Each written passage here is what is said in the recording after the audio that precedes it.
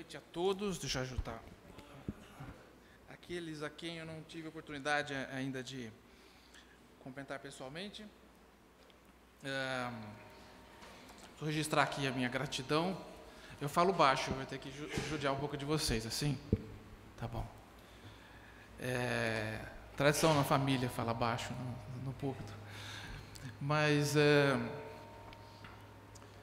registrar minha alegria, minha gratidão pelo convite que eu recebi do Tony Matias, muito grato mesmo.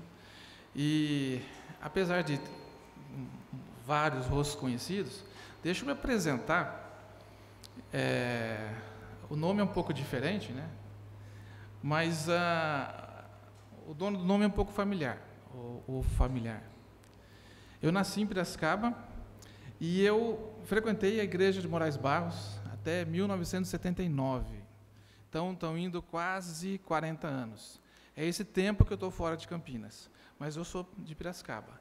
Frequentei a igreja de Moraes Barros, estudei aqui no sul de Minas e torço para o 15 de Piracicaba. Enfim, eu acho que eu posso me sentir em casa, então, né? Talvez não pelo time, mas pelo menos as pessoas que têm menos de 39, 40 anos eram muito jovens, não tinham nascido na época que eu saí daqui. As pessoas que têm mais do que isso, me lembro com 11 anos de idade. Então, está aí a apresentação. Eu queria tratar com vocês hoje um assunto, uma meditação muito despretensiosa, sobre um tema extremamente importante para a nossa vida cristã, eu diria mais para toda a humanidade. Tá? É o assunto que mais importa para o ser humano e é o tema mais importante da palavra de Deus. Esse tema é mais importante que a vinda do Senhor ao mundo. Pode imaginar um tema mais importante do que isso? Pois tem. Sou eu que estou falando isso. Abram suas Bíblias em 1 Coríntios, capítulo 15. 1 Coríntios, capítulo 15. Vocês já sabem o que trata desse capítulo? Um capítulo absolutamente belo, fantástico. Já leram esse capítulo com calma? Onde o apóstolo Paulo trata da ressurreição do nosso Senhor Jesus Cristo, e é sobre isso que eu quero falar na noite de hoje. Então, vamos lá, 1 Coríntios capítulo 15, no versículo 14. Algum irmão podia me ajudar na leitura desse versículo? 1 Coríntios capítulo 15, versículo 14.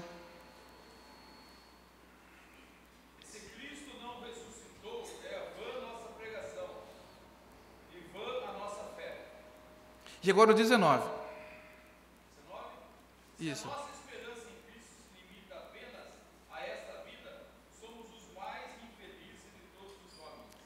Se a nossa esperança em Cristo se limita apenas a essa vida, somos os mais infelizes de todos os homens. Então não sou eu que estou falando, apenas eu, Ivan, que estou falando que é um assunto mais importante que a própria vinda de Cristo ao mundo.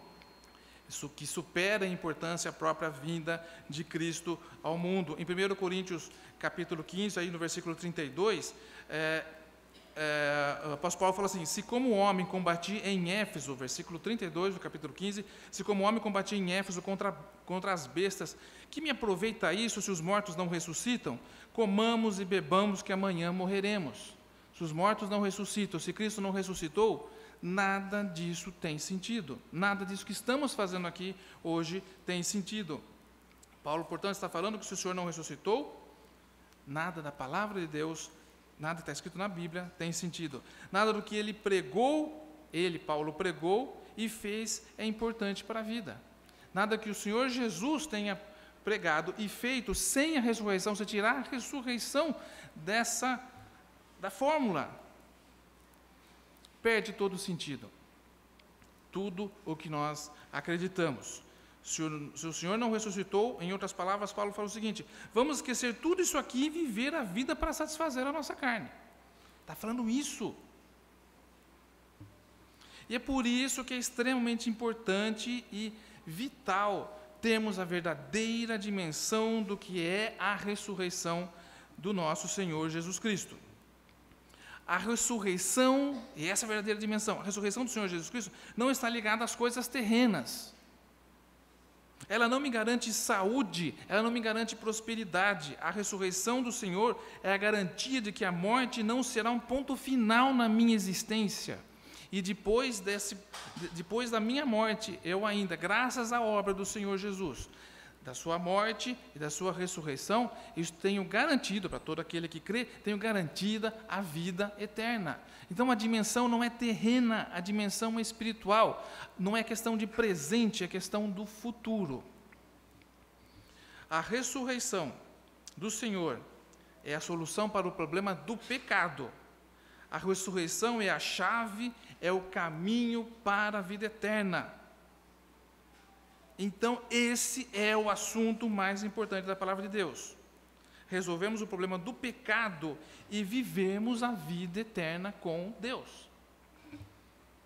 Por isso, a ressurreição do Senhor é o tema principal da pregação dos apóstolos.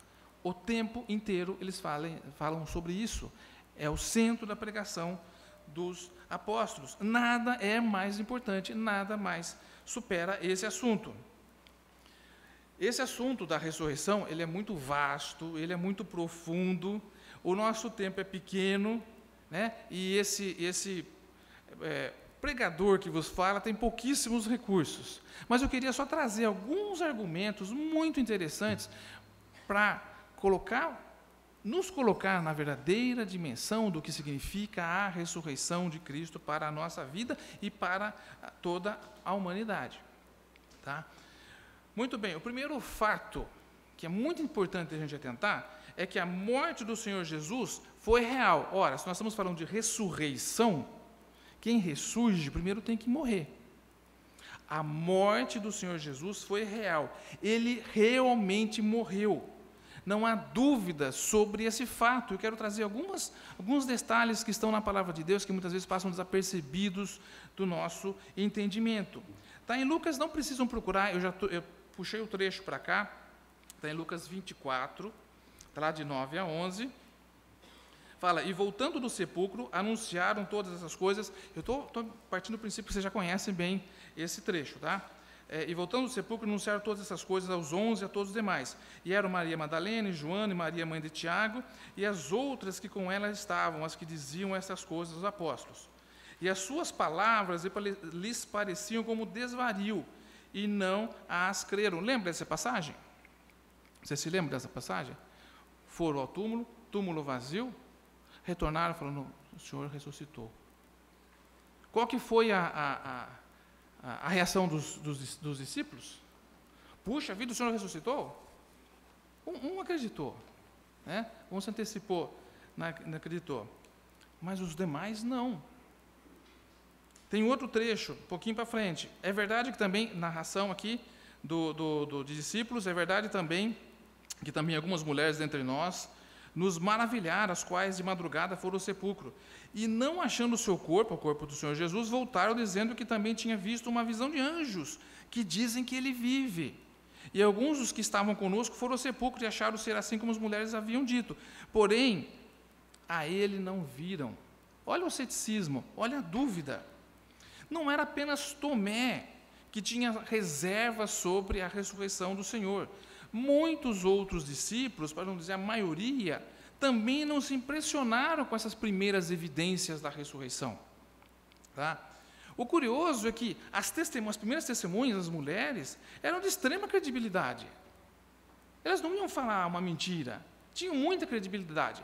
Mas mesmo assim a reação dos discípulos qual foi? Ceticismo, dúvida. Não sei, não acredito, talvez elas estejam emocionadas. Mesmo assim, os discípulos não se convenceram. Por que os discípulos demoraram para se convencer acerca da ressurreição do Senhor Jesus? Guarde, eu vou fazer essa pergunta de novo. Tem mais um trechinho no capítulo 24 de Lucas, que fala o seguinte, falando ele ainda essas coisas, agora estavam dentro daquele lugar fechado, o mesmo Jesus, esse trecho todo que estava falando, está o caminho de Emaús. O mesmo Jesus se apresentou no meio deles e disse-lhes, paz seja convosco. E eles, espantados e atemorizados, sabe o que está escrito na palavra de Deus? Pensavam que viam algum espírito, o Senhor diante deles. E mesmo assim, é um espírito?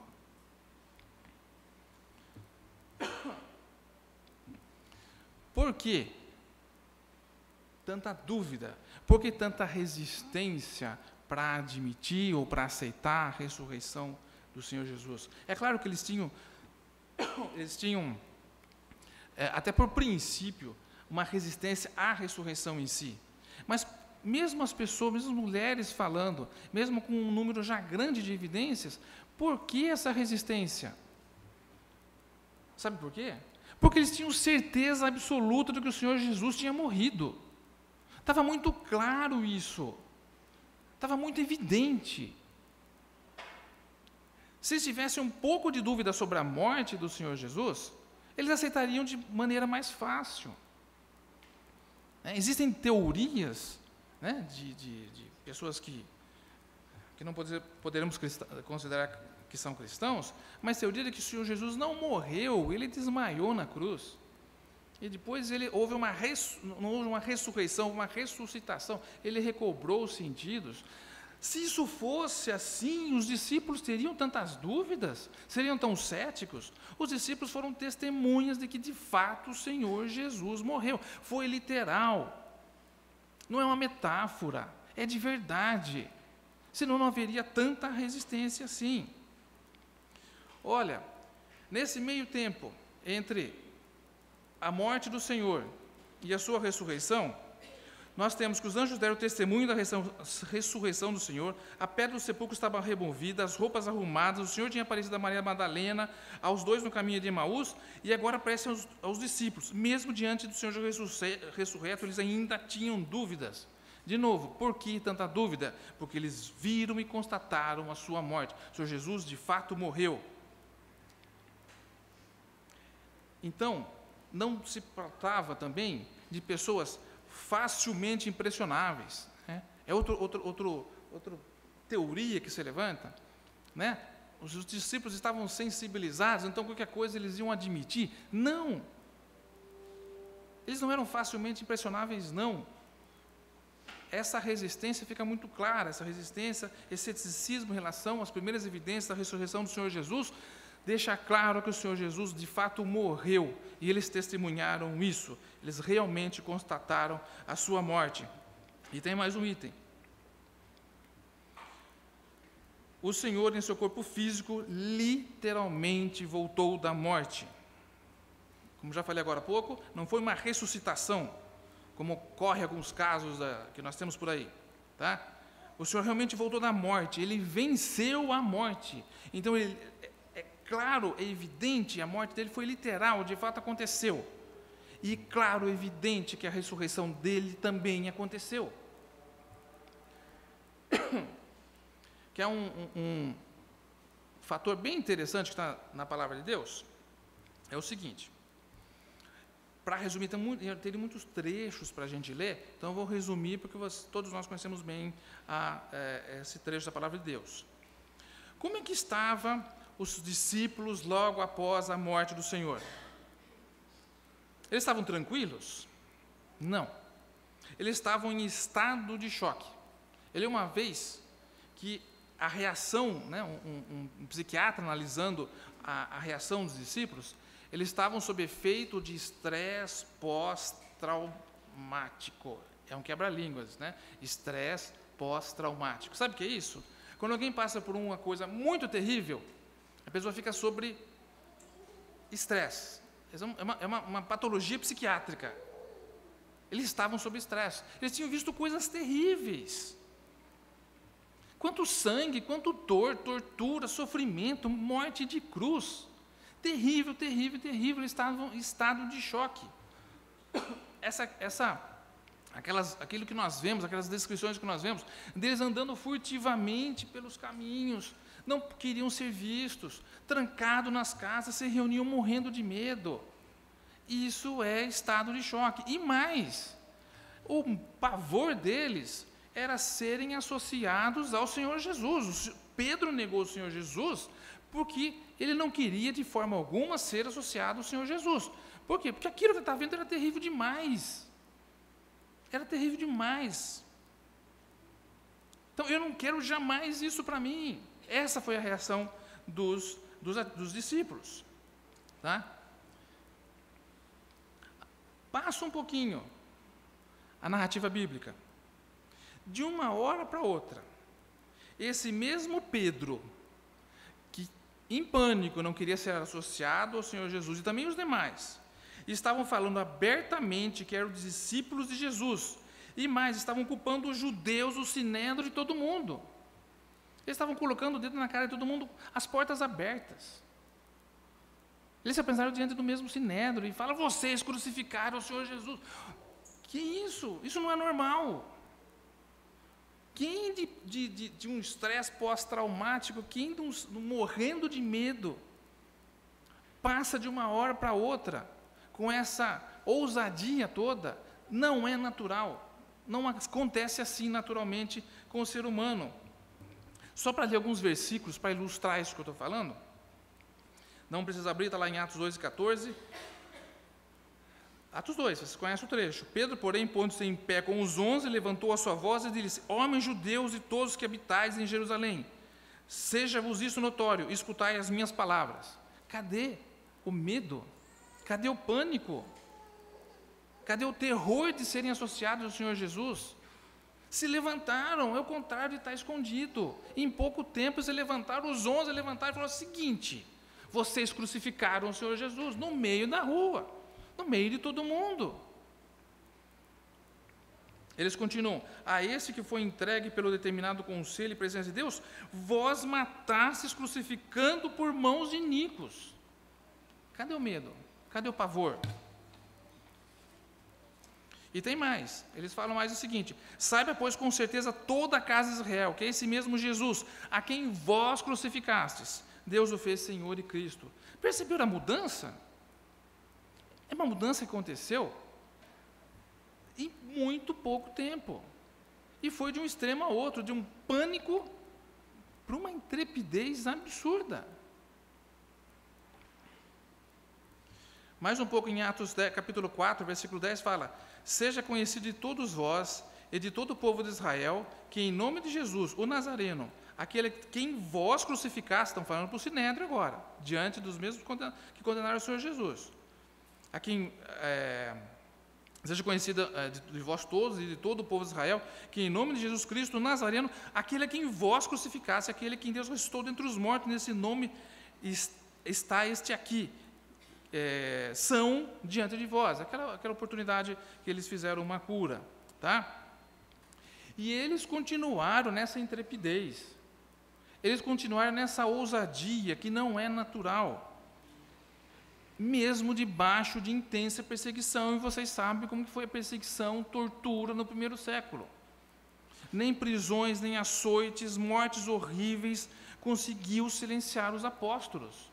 Os mesmos estavam morrendo de medo, trancados, as portas fechadas. Aí eu pergunto: o que aconteceu entre João 20, que foi a morte, o relato da morte do Senhor Jesus, e Atos 2? Alguma coisa muito intensa, e preste bem atenção nisso, muito intenso, sobrenatural, muito impactante, consegue tirar alguém, e não só alguém, né, um grupo grande, de um medo terrível, de pânico, de pavor, para uma ousadia desse porte ainda que durou toda a vida deles. Não é natural isso acontecer normalmente. Sabe o que aconteceu entre João 20 e Atos 2? Está lá em... Chegado, pois, à tarde naquele dia, o primeiro da semana, encerradas as portas onde os discípulos, com medo dos judeus, se tinham juntado, chegou Jesus e pôs-se no meio dele e disse: paz seja convosco. Aconteceu a ressurreição do Senhor Jesus. A ressurreição do Senhor Jesus. E vejam, eles tinham certeza absoluta da morte do Senhor Jesus. Não tinham dúvidas com relação a isso daí. Tanto aquele ceticismo todo que nós acabamos de conversar aqui. E agora eles não tiveram dúvida da sua ressurreição. Estava muito clara a sua ressurreição. Se não tivesse clara a sua ressurreição, eles não teriam tido essa reação que eles tiveram. Perceberam a diferença? Perceberam a mudança? Foi a ressurreição do Senhor que promoveu isso. O impacto foi tal que transformou homens debaixo de pânico, homens com total ousadia, sem medo nenhum. Eles não tinham medo mais de nada. Aquilo que se transformou em medo, aquilo que era o medo de estar o seu nome associado de Jesus, depois foi uma honra. Eu quero que o meu nome, e os discípulos louvavam a Deus sofrendo debaixo de açoite, debaixo de tortura, e davam louvores a Deus porque o seu nome estava associado ao nome de Jesus. Que mudança! Seria preciso algo somente impactante para promover essa transformação. Como eu disse, esse algo foi a certeza da ressurreição do Senhor Jesus. A transformação ocorreu porque os discípulos foram testemunhas oculares da sua morte, literal, e testemunhas oculares, sem dúvida nenhuma, da sua ressurreição literal.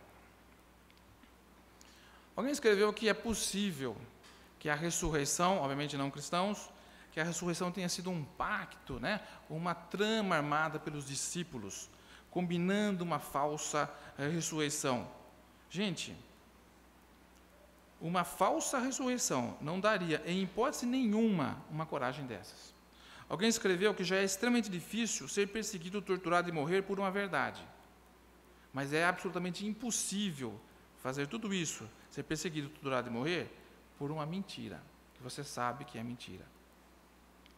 Então, de novo, essa transformação toda ocorreu, porque eles não tiveram dúvida nenhuma que o Senhor Jesus voltou da morte. Mais um pouquinho sobre a ressurreição. Eu me perdi, não estou vendo o relógio. Não, ainda bem que está escondido. Posso mais uns 20 minutos? Rapidinho.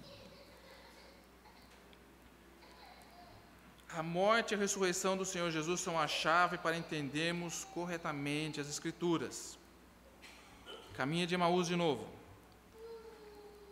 O Senhor Jesus falando, ele lhes disse para os discípulos no caminho de Emaús: honestos e tardos do coração para crer tudo o que os profetas disseram. Porventura não convinha que o Cristo padecesse, essas coisas entrassem na sua glória? E começando por Moisés e todos os profetas, explicava-lhes o que dele se achava em todas as Escrituras. Mais um pouco na frente, já estavam reunidos na casa. E disseram para o outro: porventura não ardia em nós o nosso coração quando pelo caminho nos falava e quando nos abria as Escrituras? O coração desses discípulos ardia, porque agora toda a Escritura fazia sentido.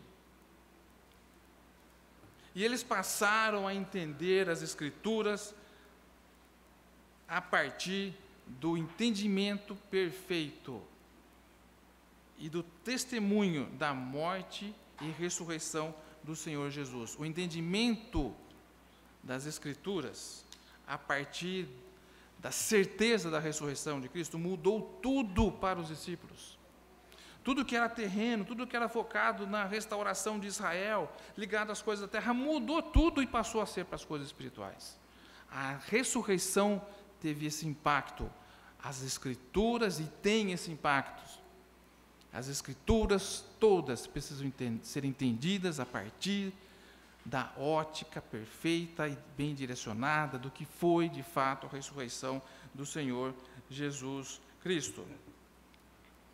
Tem mais um outro versículo, lá em Lucas 24 também, e disse-lhes: são essas palavras que vos disse, estando ainda convosco, que convinha se cumprisse tudo o que de mim estava escrito na lei de Moisés, nos profetas, nos salmos.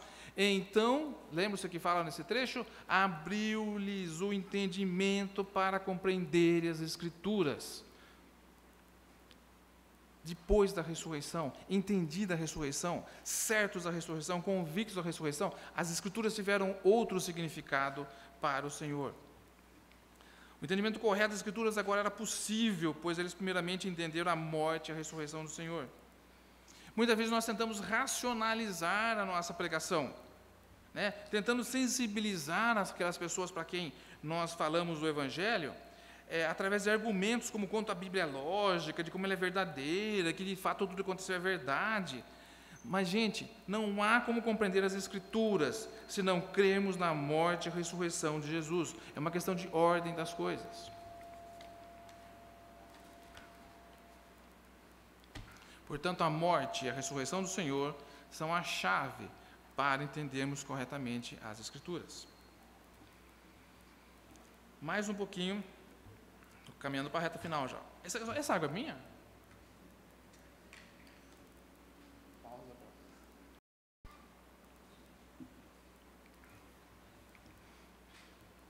Reparem nessa mudança agora.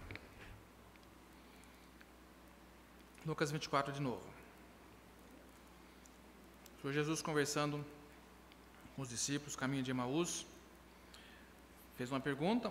Senhor Jesus, o que está acontecendo? Os discípulos falaram, você não sabe o que aconteceu nos últimos dias? E o Senhor, o que está acontecendo?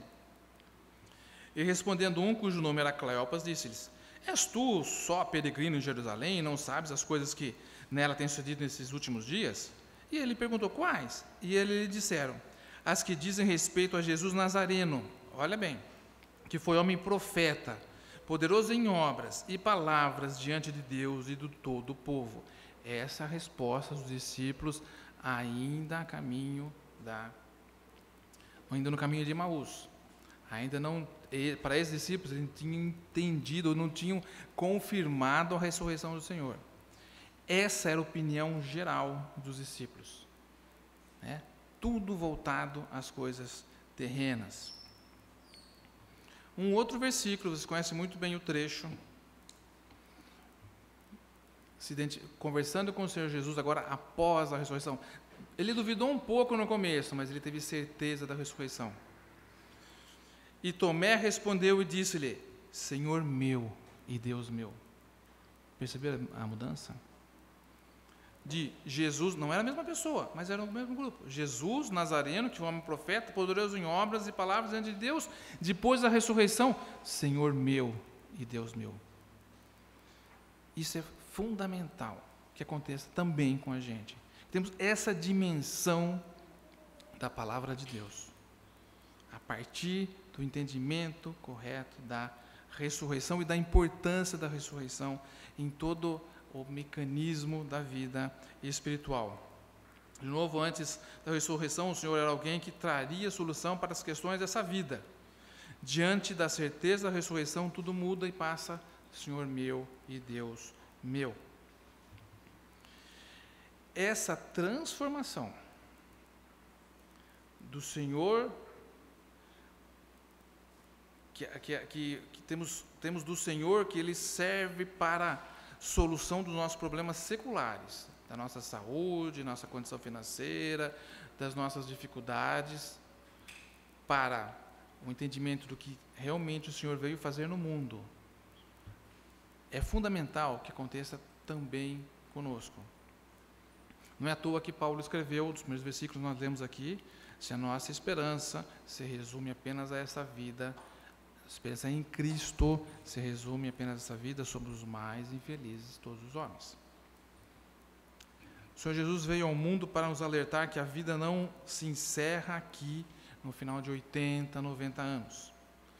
O Senhor Jesus veio ao mundo para falar que quando fecharmos nossos olhos aqui, nós estaremos diante de uma eternidade. Ele veio ao mundo para nos avisar que estamos perdidos e vamos passar essa eternidade no inferno e precisamos de salvação. E uma vez salvos, para os crentes, o entendimento da ressurreição deve tirar o nosso foco da terra, da vida, do aqui e agora, para focarmos no futuro, na eternidade. Tem um versículo em Colossenses 3, vocês devem conhecer, de 1 a 3, que fala, se pois fosse ressuscitado juntamente com Cristo, como é que continua? Buscai as coisas lá do alto. Perceberam a mudança do foco? O Senhor Jesus de fato ressuscitou. Isso muda tudo. Se Ele ressuscitou, nós também podemos ressuscitar. Tem um hino que fala um homem na glória, né? Nós temos um hoje. Já pararam para pensar nisso? Corpo transformado para suportar a glória. Mas hoje nós temos um representante da raça humana exatamente no trono de Deus. Um representante de nós aqui, da nossa raça, está lá no trono de Deus. Como garantia, como penhor de que nós vamos lá também. Isso que precisa ser entendido, tirarmos os nossos olhos daqui da terra para entendermos essa verdade. E temos essa expectativa, e a partir dessa expectativa mudamos todo o nosso foco da nossa vida.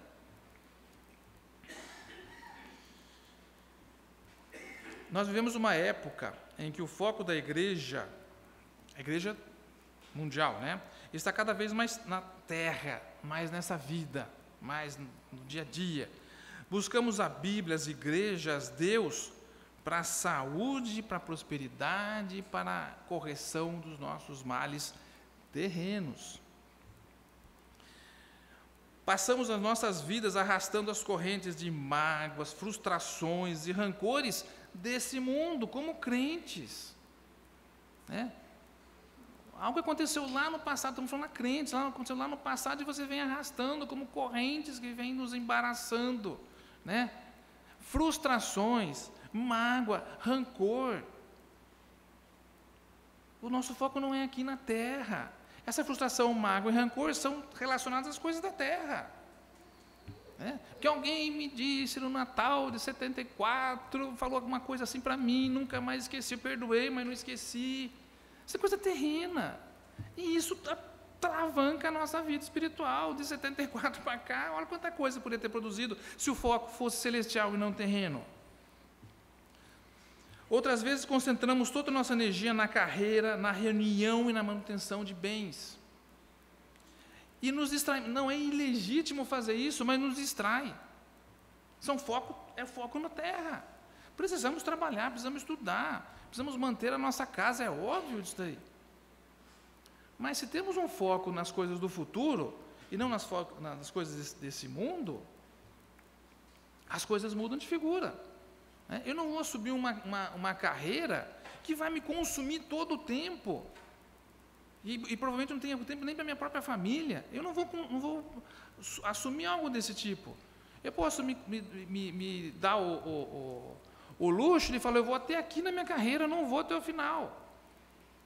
Sabe, muitas carreiras está cada vez pior, abaixando, né, dentro do organograma da empresa, isso abaixa cada vez mais, mas tem muitas carreiras que você vende a sua vida para a empresa, acabou, você não consegue fazer mais nada, adeus domingo, adeus voltou para casa às 7 horas da noite, adeus família, né?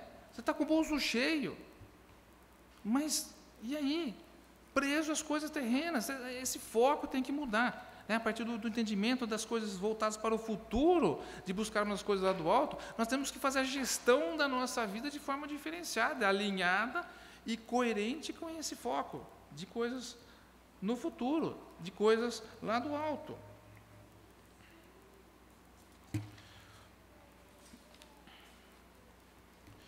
Você se lembra de Hebreus 11? Temos uma galeria de heróis da fé, né? Da palavra de Deus. E olha que interessante que fala, você já conhece esse trecho.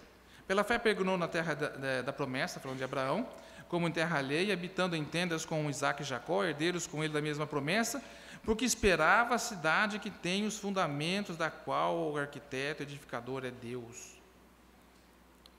Esses heróis da fé fizeram o que fizeram, porque o foco deles estava onde? Lá no futuro, basta ler Hebreus 11. Todos esses morreram na fé, em outro versículo, no versículo 13, sem terem alcançado as promessas, mas tendo-as visto e saudando de longe, confessaram que era o quê? Lembra-se? Estrangeiros e peregrinos na terra. O foco é lá, não é aqui.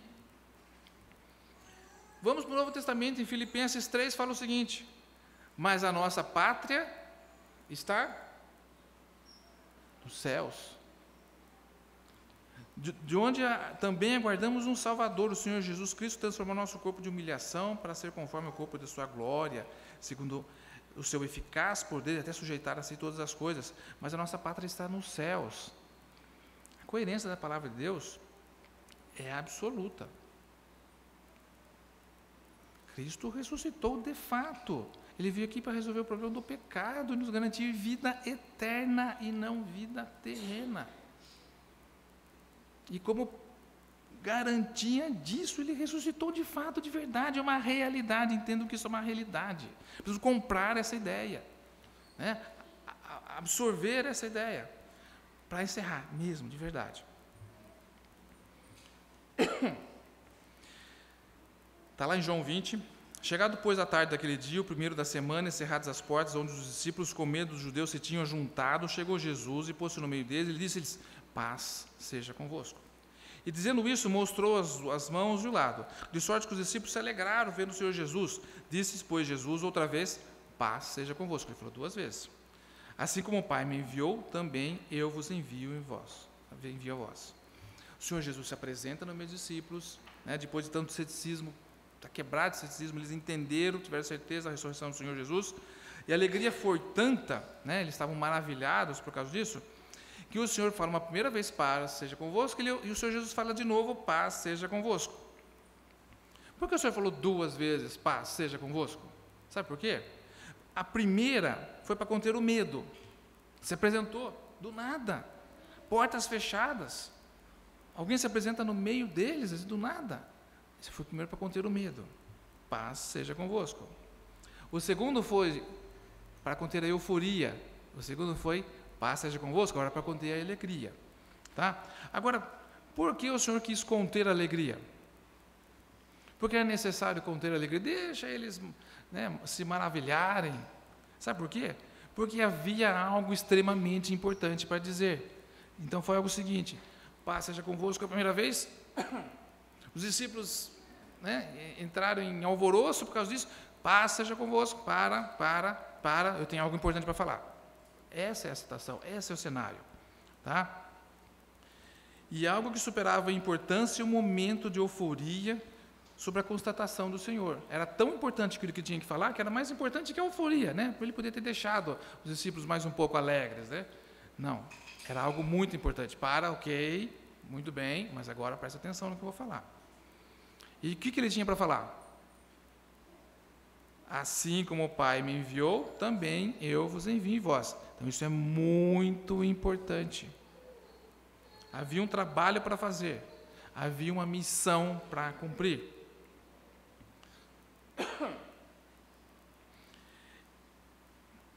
E disse-lhes, versículo 44 do capítulo 24, disse-lhes: são essas palavras que vos disse, estando ainda convosco, que convinha se cumprisse tudo que de mim estava escrito na lei de Moisés e dos profetas nos Salmos. E então abriu-lhes o entendimento para compreender as Escrituras, e disse-lhes: assim está escrito, e assim convinha que Cristo padecesse ao 3º dia, ressuscitasse dentre os mortos. Convinha que ele morresse, convinha que ele ressuscitasse dos mortos, para que, e em seu nome se pregasse o arrependimento e a remissão dos pecados em todas as nações, começando em Jerusalém. E destas coisas vós sois testemunhas. Ok, agora vocês são testemunhas da minha morte e da minha ressurreição. Precisa falar isso para toda a humanidade. A humanidade inteira tem que entender isso. Essa transformação que operou nos discípulos, de medo para intrepidez sobrenatural, pela certeza da morte e ressurreição de Cristo, essa transformação do entendimento das Escrituras a partir da constatação da ressurreição do Senhor Jesus, tem que ser passada para frente, todo mundo tem que ter isso. Todo mundo tem que conhecer isso. Qual a missão? Como testemunha da ressurreição, o mundo deveria ser alertado sobre o pecado e consequente quebra da comunhão de Deus, do risco de morrer sem Deus, da solução que existe para o pecado. Então, assim, a transformação que o entendimento da ressurreição no Senhor causa em nós, implica também na responsabilidade de espalhar essa mensagem. Tem uma missão embutida aqui, tem uma ordem embutida aqui. Os apóstolos e os crentes do primeiro século deram a vida por isso. E tem acontecido através dos missionários, de irmãos, ao longo desses 2000 anos que se seguiram.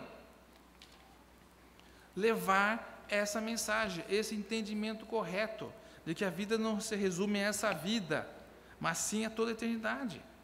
Por quê? E aqui eu vou abrir um parênteses bem rapidinho.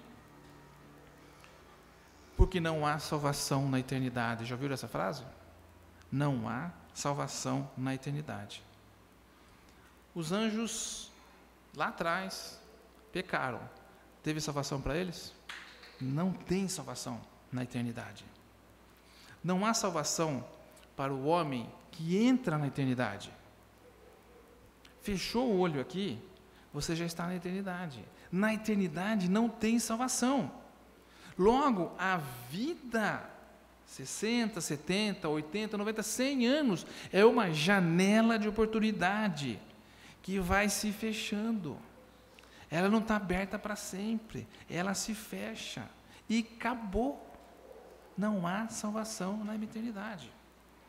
E tem um fato mais assustador ainda, parábola do rico e o Lázaro. Está lá em Lucas 16, e clamando, o rico disse: Pai Abraão, tem misericórdia de mim, e envia-me a Lázaro para que molhe na água a ponta do dedo e me refresque a língua, porque estou atormentado nessa chama. Depois ele pediu várias coisas no inferno. Você conhece a história? Ele pediu: rogo depois, ó Pai, que o mandes à casa de meu pai. Manda Lázaro à casa do meu pai para falar dos meus irmãos. Gente, qual a resposta para todos os pedidos do rico? Não. Qual a frase que ele iniciou pedindo para Abraão? Tem misericórdia de mim. Sabe qual foi a resposta? Não. Sabe por quê? Acabou a misericórdia. Acabou a graça. Acabou tudo. Janela de oportunidade nessa vida, não há salvação na eternidade. Fechado o olho daqui, fechou o olho aqui, naquele segundo seguinte, acabou a misericórdia para você. Acabou a graça para você. A graça no sentido de graça espiritual. Não tem mais. Lembra da frase do rico do inferno? Tem misericórdia de mim. Não tem misericórdia, acabou. A vida é uma janela de oportunidade e que vai se fechando. Alguém escreveu que, portanto, viver sem salvação, estar vivendo a salvação, é uma roleta russa. Já ouviram falar em roleta russa? É? Uma arma, um tambor, coloca uma bala, dá um giro e atira. Né? A qualquer momento, você vai morrer. Imagine com tantas possibilidades que nós temos quando vivos e morrermos. Né? Uma veiazinha que se fecha no cérebro desse tamanho. Né? Um trânsito, uma gripe, uma outra doença, que tem várias por aqui. Imagine sem Deus, sabendo que essa janela de oportunidade pode se fechar a qualquer momento. A gente não sabe a hora que se fecha essa janela. E na hora que se fechou, acabou a graça, acabou a misericórdia. Não tem outra palavra, é inferno. É sofrimento para sempre, um sofrimento que nunca mais vai acabar. Lembre-se disso, a vida é uma janela de oportunidade. Né? Não é à toa que a palavra de Deus todo o tempo está falando, hoje é o tempo da salvação, é agora. Não dá para postergar, é um risco. Um tremendo risco postergar, um tremendo risco. Imagine você estar por aí sem a salvação, sendo que a qualquer momento a sua vida acaba. É ou não é uma roleta russa? Você não sabe, porque em qualquer momento, acabou, e acabou a misericórdia, a graça e a salvação. Não tem uma salvação na eternidade, não teve antes, não vai ter depois. Mais um pouquinho, mais 5 minutinhos. Atos 10, a história do centurião. Isso é muito importante, preste bem atenção, esse é um fato muito interessante, às vezes passa desapercebido numa leitura mais superficial. Né? Era um homem de Cesareia, por nome Cornélio, centurião da corte chamada italiana, piedoso e temente a Deus com toda a sua casa, que fazia muitas esmolas ao povo e de contínuo orava a Deus. Veja quantos predicados. Né? Tem outro trecho, que está lá em Atos 10 também, quando está falando que além desses predicados, né, olha só, ele era piedoso, temente a Deus com toda a sua casa, que fazia muitas esmolas e de contínuo orava a Deus. Olha quanta coisa. Tá? Que ser humano correto. Tá? Quando está falando ainda quando Pedro está falando sobre esse episódio todo, ele fala o seguinte, a palavra que ele está falando agora, quando Pedro se apresenta para falar para Cornélio, para esse centurião, a palavra que ele enviou aos filhos de Israel, anunciando a paz por Jesus Cristo, esta palavra, sabe o que está escrito lá? Vós bem sabeis. Pedro falando para Cornélio. Então, olha só, piedoso, dava esmolas, com toda a sua casa, de continuar orava a Deus e conhecia Jesus. Vós bem sabeis sobre a vida de Jesus, sobre o ministério dele, conhecia Jesus. Estava salvo esse homem? com tudo isso, não estava salvo. Qualquer coisa ele teria perdido. Imagina aquela época no centurião, né, sempre enfrentando guerras e conflitos. Se Cornélio tivesse morrido antes de ouvir as palavras de Pedro, ele teria ido para o inferno, com todos esses predicados que nós lemos aqui. Quando Pedro volta para a igreja e começa a falar para os judeus, quando começa a relatar, ele acrescenta mais uma coisa interessante. Ele, falando sobre Cornélio, né? E ele, Cornélio, nos contou como vira em pé em sua casa o anjo que lhe dissera: envia Jope e manda chamar a Simão, que tem por nome Pedro, o qual te dirá palavras pelas quais serás salvo. Piedoso, temente a Deus, conhecia o Senhor Jesus, orava de contínuo e não era salvo.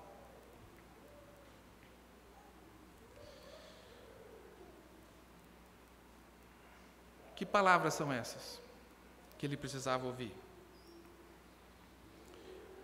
Que o Senhor, e Pedro falou para ele, né? Porque Deus amou o mundo de tal maneira que deu seu Filho unigênito para que todo aquele que nele crê não pereça, mas tenha vida eterna. Que o Senhor Jesus morreu em nosso lugar naquela cruz para nos salvar da condenação eterna, a qual estamos sujeitos por direito. E como inocente sofreu pelos nossos pecados, porque esses pecados levam à condenação eterna. O Senhor Deus não enviou o seu Filho para o mundo para trazer justiça social, para melhorar a condição econômica das pessoas, para elevar a moralidade das pessoas. Ele veio para buscar e salvar do inferno a raça humana. Simples assim. Nenhuma outra proposta. O Senhor Jesus veio para providenciar o sacrifício necessário na sua morte e o triunfo necessário na sua ressurreição para nos assegurar a vida eterna. E isso resulta na minha salvação. A palavra de Deus fala: arrependa-se dos seus pecados, expresse isso para Deus, coloque sua confiança e fé nele e em seu sacrifício na cruz, e seus pecados serão perdoados. E a palavra de Deus diz que eu garantirei a vida eterna para aquele que fizer isso. O que Pedro falou: a este ressuscitou, falando para Cornélio, as palavras que o Senhor falou que ele tinha que ouvir. A este ressuscitou Deus ao terceiro dia. Ressuscitou Deus ao terceiro dia. Ele concedeu que se manifestasse, não a todo o povo, mas às testemunhas que Deus antes ordenara. A nós que comemos e bebemos juntamente com ele, depois que ressurgiu dentre os mortos. Olha quantas vezes a ressurreição. E nos mandou pregar ao povo e testificar que ele é o que por Deus foi constituído juiz dos vivos e dos mortos. A ele todos os profetas dão testemunho de que todo aquele que nele crê receberá a remissão dos pecados pelo seu nome. E sabe o que fala? Enquanto Pedro falava isso, o Espírito Santo desceu sobre a casa de Cornélio. Por que ele desceu? Porque nesse momento eles entenderam, eles creram. Nessas frases, ele falou: puxa vida, era isso. Não bastava ser piedoso, temente a Deus, orar, conhecer o Senhor Jesus, eu preciso isso, e eles entenderam. E está confirmada a salvação para a família de Cornélio. Conclusão mesmo. A certeza da morte e ressurreição do Senhor Jesus transformou completamente e profundamente os seus discípulos. Tirou a dimensão terrena que eles tinham do propósito da vida do Senhor aqui no mundo e deu a eles o verdadeiro entendimento de toda a Escritura e da obra do Senhor Jesus, que é a vida eterna, a salvação e, por consequência, a vida eterna.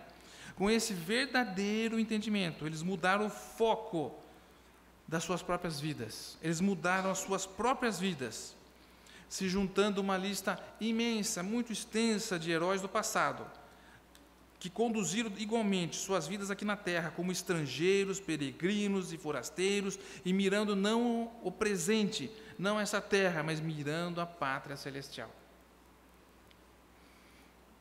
Para encerrar mesmo, que esse entendimento da ressurreição do Senhor Jesus, dessa dimensão espiritual da nossa salvação, também se estenda a todos nós e se aperfeiçoe cada vez mais em nós, produzindo em nós cada vez mais vidas consagradas, mais desembaraçadas dos negócios desse mundo, desembaraçada dos rancores desse mundo, produzindo menos desperdícios de tempo, menos desperdício de energia com as distrações dessa vida, que nos dê mais alegria com a eternidade, porque a nossa pátria que está no céu cada vez se aproxima cada dia mais.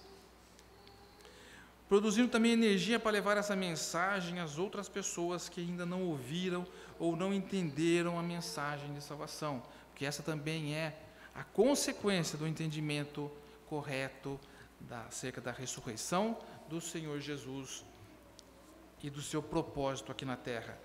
Mil desculpas pelo tempo que eu ultrapassei. Tenho um domingo abençoado, amanhã na casa do Senhor, ceia de manhã, né? Ceia da casa do Senhor. Mais um momento importantíssimo para lembrarmos da ressurreição do nosso Senhor Jesus, para meditarmos sobre isso. Leiam o capítulo 15, sugestão, leiam o capítulo 15 de 1 Coríntios.